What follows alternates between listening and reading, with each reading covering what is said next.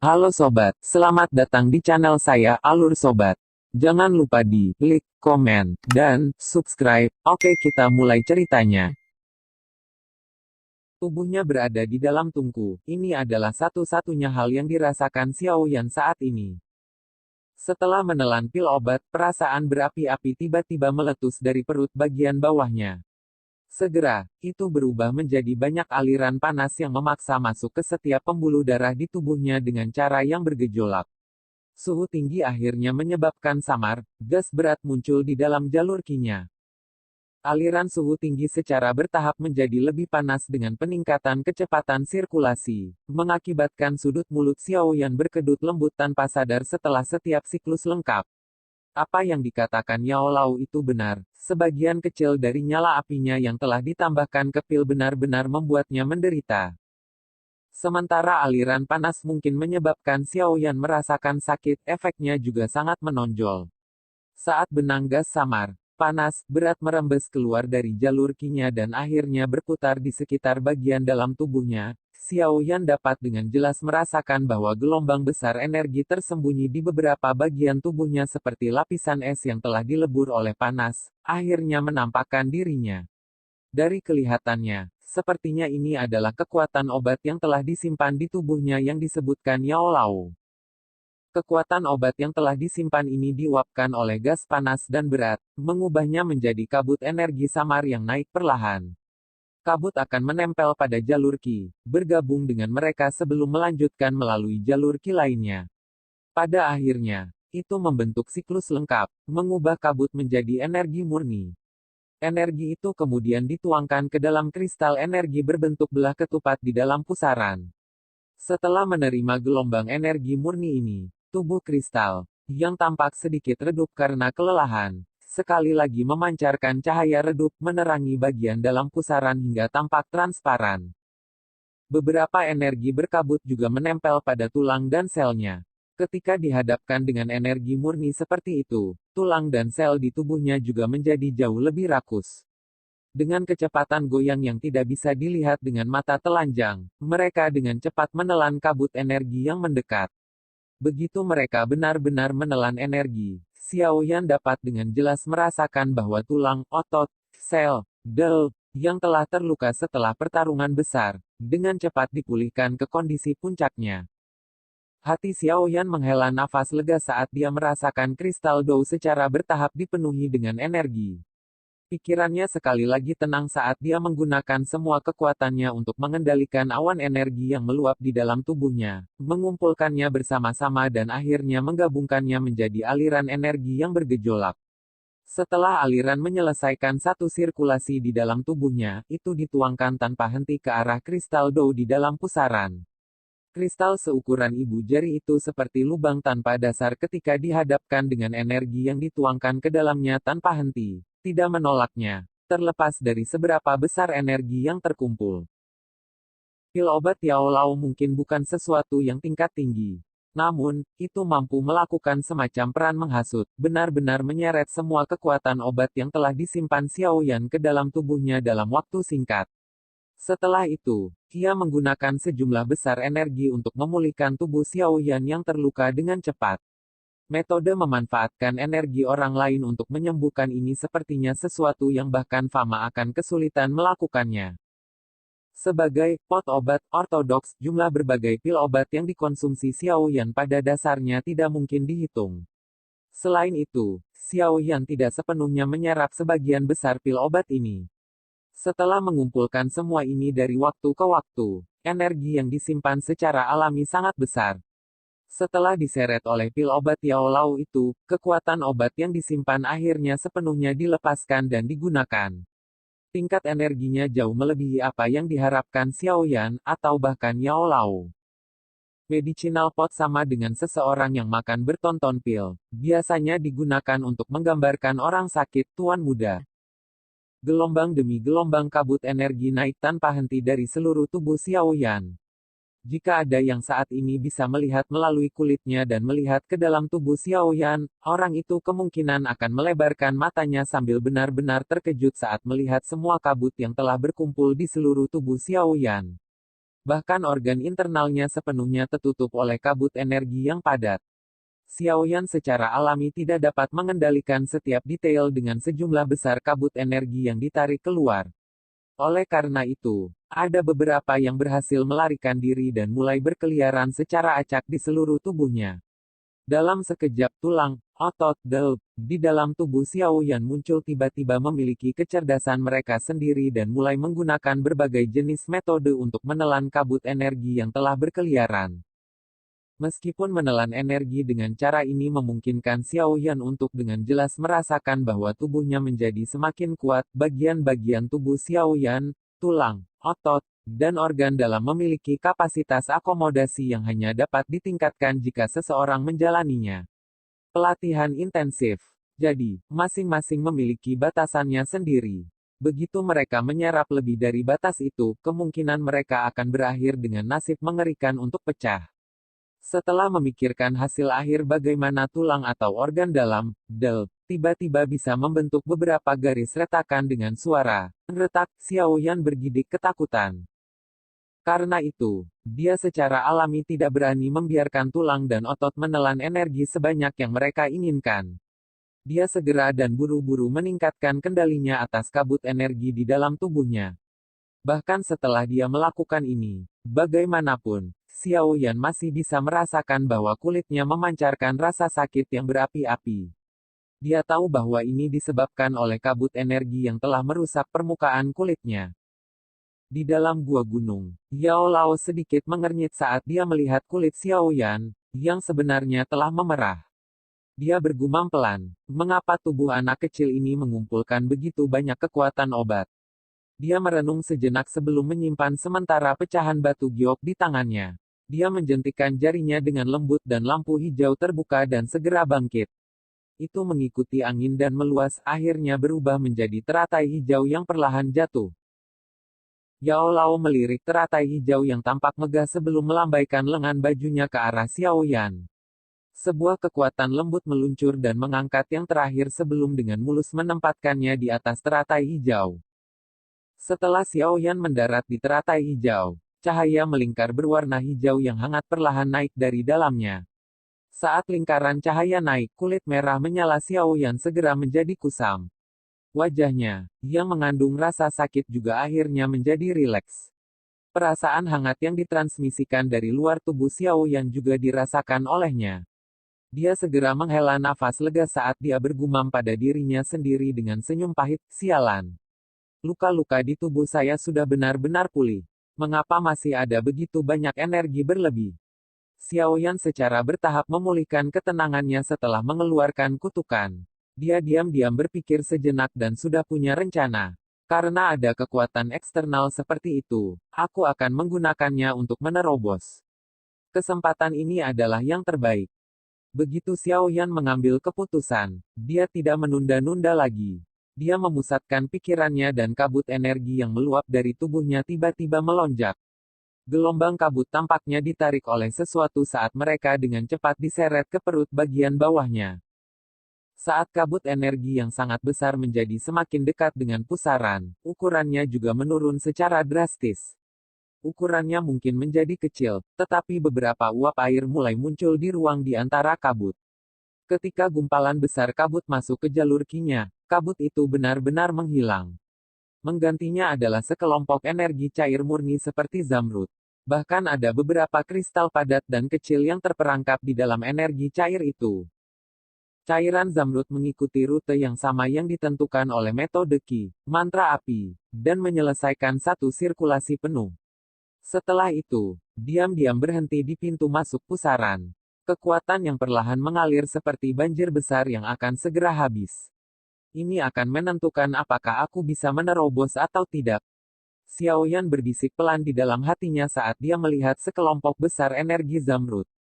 Dengan pemikiran dari benaknya, kekuatan yang menghalangi pintu masuk pusaran langsung menghilang. Energi yang melonjak segera mengeluarkan suara keras seperti air terjun yang jatuh saat masuk ke pusaran. Sejumlah besar energi mengerumuni pusaran dan dengan keras menabrak kristal do berbentuk belah ketupat di tengah pusaran. Bang! Saat energi mengerumuni do kristal, suara menderu bergema dalam pikiran Xiaoyan. Dalam sekejap, dia hampir gagal mempertahankan status latihannya.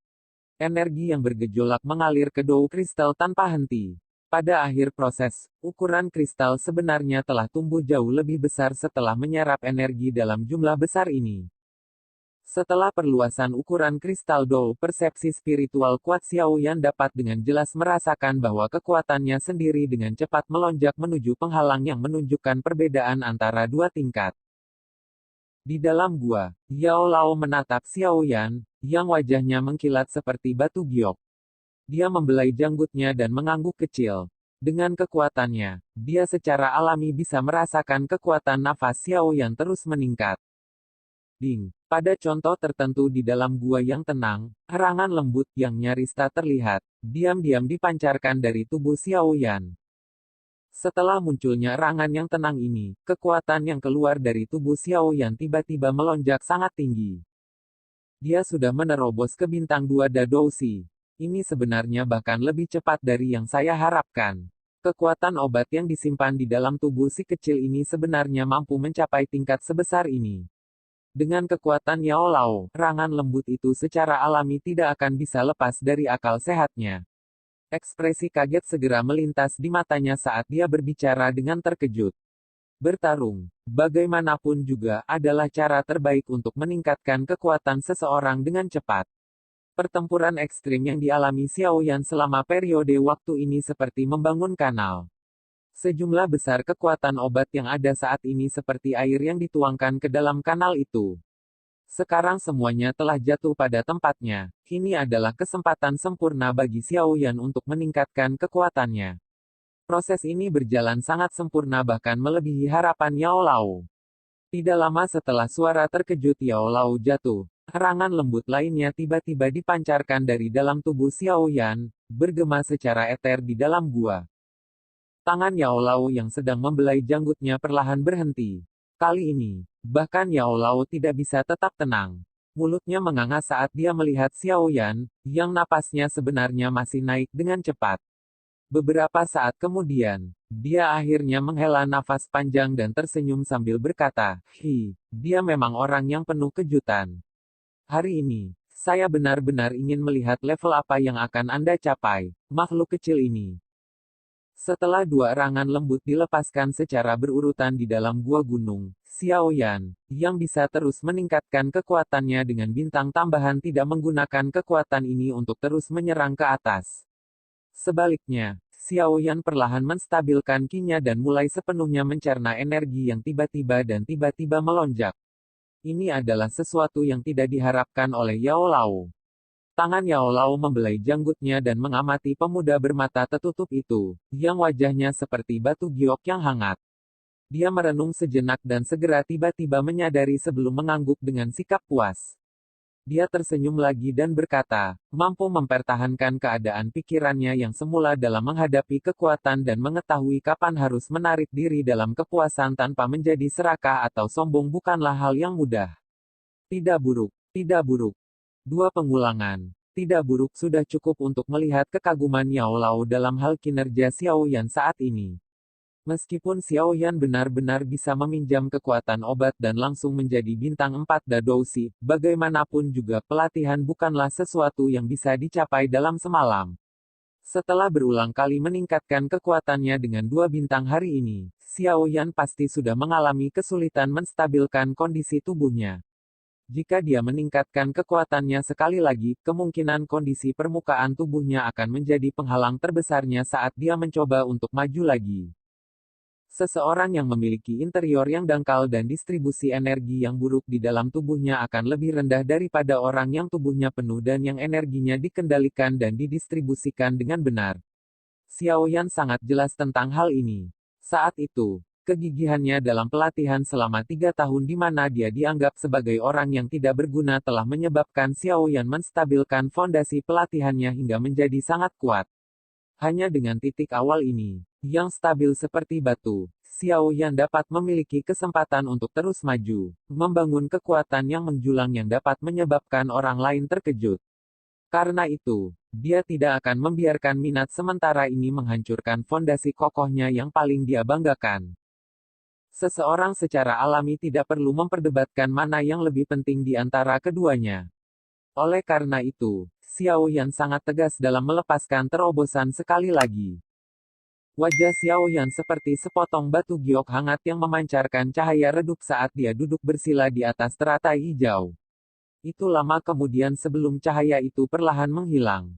Bulu matanya sedikit bergetar, dan dia tiba-tiba membuka matanya. Cahaya berwarna hijau samar melintas di antara mereka dan dengan cepat menghilang. Menyusul hilangnya cahaya itu, kekuatan kuat yang telah menyelimuti permukaan tubuh Xiao Yan juga secara bertahap ditarik sampai benar-benar menghilang. Tidak buruk. Setelah memulihkan diri dan berlatih, kekuatanku benar-benar naik 2 bintang. Sayangnya, kesempatan semacam ini bukanlah sesuatu yang diberikan kepada Anda kapanpun Anda menginginkannya. Yao Lao tertawa pelan saat melihat Xiao Yan meninggalkan status latihannya. Udara keruh bergerak di sepanjang tenggorokan Xiao Yan sebelum dipancarkan. Dia mengernyitkan lehernya dan mendengar suara tulangnya yang retak dengan jelas. Setelah itu, dia merasakan gelombang douqi yang mengalir di dalam tubuhnya, yang seperti sungai yang mengalir. Kegembiraan tanpa sadar muncul di wajahnya. Tangannya dengan lembut menekan teratai hijau dan tubuhnya jatuh dengan cara yang lentur. Tinjunya kemudian tiba-tiba menyerang. Suara hembusan angin dari tinjunya sangat tajam. Cukup. Dengan kemampuan saya saat ini, saya dapat dengan sempurna mengontrol kekuatan peningkatan 2 bintang saya. Jika itu meningkat lebih banyak, saya mungkin tampak telah meningkat dalam kekuatan untuk waktu yang singkat, tetapi jika seseorang melihat dari perspektif jangka panjang, itu tidak akan baik untuk saya. Xiao Yan menarik tinjunya dan berkata sambil tersenyum. Yao Lao tersenyum dan menganggukkan kepalanya. Dia memberi isyarat pada teratai hijau dengan tangannya dan mengembalikannya ke cincin penyimpanan. Tangannya kemudian bergetar dan potongan batu giok yang pecah dari sebelumnya sekali lagi muncul di tangannya saat dia menggosoknya dengan lembut. Setelah meningkatkan kekuatannya, luka internal di dalam tubuh Xiao Yan juga telah sembuh total. Kemerahan telah kembali ke wajah Xiao Yan sekali lagi. Dia mengangkat kepalanya dan menyaksikan tindakan Yao Lao sebelum melirik potongan batu giok yang pecah. Dia sedikit tercengang. Hatinya segera bergerak sedikit ketika dia mengambil 2 langkah ke depan dan bertanya dengan nada menyelidik, apakah guru mengenali apa ini? Ah, aku pernah melihat perangkat penyimpanan aneh seperti ini sebelumnya. Yao Lao mengangguk dan berkata, menyimpan perangkat. Seseorang benar-benar dapat menyimpan barang-barang di dalam benda ini. Jangan bilang itu menyimpan sesuatu seperti teknik Dou atau metode Qi. Xiao Yan terkejut sesaat sebelum berbicara saat dia tiba-tiba menyadari. Jika ini yang saya pikirkan, perangkat penyimpanan batu giok semacam ini seharusnya menjadi mahakarya dari Burning Flame Valley, di benua Douqi. Ini karena hanya mereka yang memiliki keterampilan yang memungkinkan mereka menggunakan batu giok sebagai perangkat penyimpanan. Terlebih lagi, jika seseorang menyentuh potongan batu giok ini untuk waktu yang lama, sebenarnya ada perasaan hangat yang samar padanya. Ini adalah tanda dari hal-hal yang dibuat oleh Burning Flame Valley. Yao Lao tersenyum saat dia berbicara. Lembah api yang membakar, apa itu? Xiao Yan tidak bisa membantu tetapi merasa agak bingung setelah mendengar nama asing ini. Sebagai seorang pemula yang belum pernah meninggalkan kekaisaran Jiama dalam hidupnya, wajar jika dia belum pernah mendengar nama ini. Burning Flame Valley adalah faksi di benua Douqi. Jika kita membahas tentang kekuatannya, sepertinya tidak lebih lemah dari sekte Mystic Cloud. Mereka telah menjadi terkenal di benua Douqi karena berlatih metode Qi dari afinitas api. Mereka hanya berspesialisasi dalam metode serangan kekerasan. Oleh karena itu, mereka dapat dianggap unik di benua Douqi. Yao Lao berkata dengan lemah. Tidak lebih lemah dari sekte Mystic Cloud. Sudut mulut Xiao Yan berkedut sedikit. Beberapa saat kemudian, dia tidak bisa menahan tawa pahit. Benar-benar tidak terduga bahwa sekte awan berkabut ini, yang mendominasi kekaisaran Jiama hanya biasa-biasa saja di benua Douqi. Jangan melebih-lebihkan sekte Mystic Cloud. Apa yang dikatakan orang bernama Ling Ying itu benar. Sekte Mystic Cloud hanyalah faksi tingkat kedua di benua Douqi. Meskipun mereka sekarang mungkin memiliki Douzong, mereka hanya dapat dianggap sebagai bagian bawah dari faksi tingkat pertama. Yao Lao memukul bibirnya, memutarnya dengan jijik. Tentu saja, bahkan jika itu masalahnya, mereka secara alami masih dapat dianggap sebagai makhluk besar di depanmu, Dado si kecil. Yao Lao tertawa saat dia melihat senyum pahit muncul di wajah Xiao Yan, anak kecil. Benua Douki sangat besar. Ada banyak orang kuat sebanyak awan. Dunia yang telah Anda lihat di masa lalu hanyalah sudut kecil dari benua ini. Ketika Anda melangkah ke benua itu, saya percaya bahwa Anda akan menyukai dunia yang luar biasa dan menarik itu. Namun, Anda juga harus jelas tentang ini.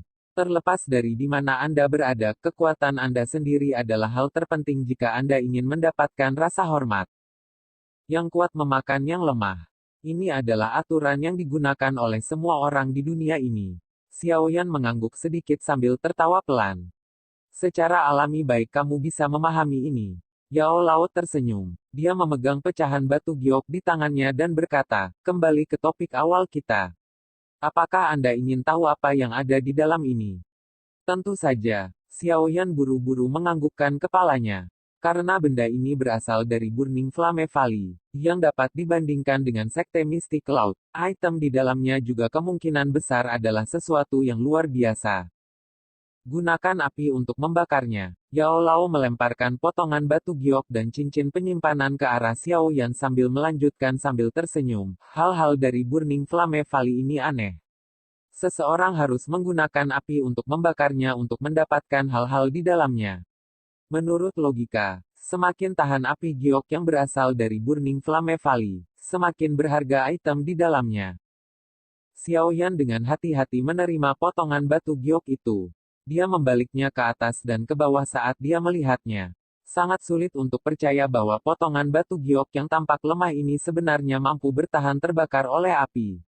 Namun, dia tidak pernah meragukan kata-kata yang diucapkan Yao Lao. Dia segera mengeluarkan danwan berwarna ungu dan melemparkannya ke mulutnya. Dia mengunyah sedikit, melebarkan mulutnya dan memuntahkan api berwarna ungu yang segera tergantung di depannya. Xiao Yan dengan lembut menjentikkan jarinya. Potongan batu giok itu segera berubah menjadi sinar cahaya yang melesat ke bola api berwarna ungu. Ketika dia melihat potongan batu giok memasuki api, Xiao Yan buru-buru memfokuskan pandangannya ke bola api, mengamati semua perubahan dari potongan batu giok. Potongan batu giok pecah yang tampak lemah langsung masuk ke dalam nyala api. Bibit api samar dari api berwarna ungu meletus di permukaan potongan batu giok. Apa yang menyebabkan Xiao Yan dan Yao Lao merasa sedikit aneh adalah potongan batu giok itu tidak bergerak sedikit pun karena dibakar oleh api ungu. Ini, Xiao Yan mengedipkan matanya. Dia sedikit tercengang saat melihat Yao Lao. Tidak peduli bagaimana orang mengatakannya, api ungu adalah api dengan suhu yang cukup tinggi. Itu berkali-kali lebih kuat dari api douki biasa. Namun sebenarnya tidak ada perubahan sedikit pun pada potongan batu giok ini. Jika seperti yang disebutkan Yao Lao sebelumnya, di mana semakin besar ketahanan api, semakin berharga barang di dalamnya, maka awalnya kupikir itu hanya benda biasa. Benar-benar tidak terduga bahwa ini tampaknya menjadi ikan besar. Ekspresi aneh melintas di wajah Yao Lao saat dia melihat potongan batu giok yang masih aman dan sehat di dalam nyala api.